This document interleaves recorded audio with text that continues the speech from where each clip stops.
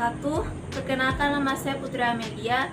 Saya mahasiswi KKN dari Universitas Bung Hatta, program studi PGSD, kelompok KKN 19, DPL Ibu IC Kemala SEMM, Koordinator DPL Ibu Dr. Sanijar PR SHMH. Di sini saya akan melakukan proker saya tentang etika berkomunikasi di media sosial. Saya akan membahas dengan tema etika berkomunikasi di media sosial. Media sosial merupakan tempat berpartisipasi, berinteraksi, berbagi, dan menciptakan isi blog di jaringan sosial, wiki, forum, dan dunia virtual tanpa dibatasi oleh ruang dan waktu. Bisa kita lihat di grafik, media sosial populer di Indonesia pada tahun 2020 dan 2021 yang pertama itu ada YouTube, WA, dan Instagram. Namun, terjadi peningkatan yang tinggi pada TikTok dan juga Telegram. Mengapa pentingnya etika dalam menggunakan media sosial? Media sosial saat ini nampaknya menjadi bagian dari sebagian dari masyarakat Indonesia. Selain itu, media sosial telah dijadikan sebagai tempat untuk mendapatkan informasi dan menyebarkan informasi secara cepat. Namun sayangnya, akibat dari penyalahgunaan sosial media dalam menyebarkan informasi juga berdampak ke ranah hukum. Akibatnya, penyebaran informasi pada media sosial tidak menggunakan etika.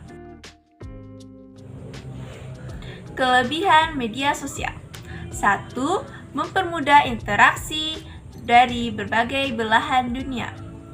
2. Biayanya murah. Ketiga, informasi yang kita dapatkan itu cepat dan efektif. Yang kelima, mempermudah pekerjaan. Dalam media sosial terdapat kelemahan dalam menggunakan media sosial. Pertama, interaksi tatap muka atau face to face. Kenapa? Pada interaksi tatap muka itu cenderung menurun karena orang beranggapan di jaringan sosial lebih praktis dibandingkan bertemu secara langsung. Yang kedua, sebagai media pornografi. Di mana-mana sekarang media sosial banyak sekali pornografi, pelecehan seksual, dan sebagainya. Yang ketiga, sebagai media perjudian. Yang keempat, sebagai predator untuk melakukan kejahatan. Dan yang kelima, akun sosial media kalian bisa jadi terkena hack atau dibajak untuk kepentingan pribadi. Menggunakan media sosial perlunya etika. 1. Etika dalam berkomunikasi. Sangat banyak kata kasar yang kita temukan dalam percakapan sesama jaringan sosial, baik itu secara sengaja maupun tidak secara sengaja. Sebaiknya kita menggunakan bahasa yang sopan dan layak dengan akun yang kita miliki. Yang kedua, hindari penyebaran sara, pornografi, aksi kekerasan. Ada baiknya tidak menyebarkan informasi yang berhubungan dengan sara, suku, agama, ras, dan pornografi yang tidak menyebabkan konflik antar sesama jaringan. Hindari memposting atau mengupload foto kekerasan, pornografi, kecelakaan, dan sebagainya. Yang ketiga, periksa kebenaran berita. Penggunaan jaringan sosial dituntut cerdas dalam menangkap, memilah, dan memilih sebuah informasi. Baik ingin menyebarkan informasi, ada baiknya kita menemukan fakta kebenaran terlebih dahulu. 4. Menghargai hasil karya orang lain.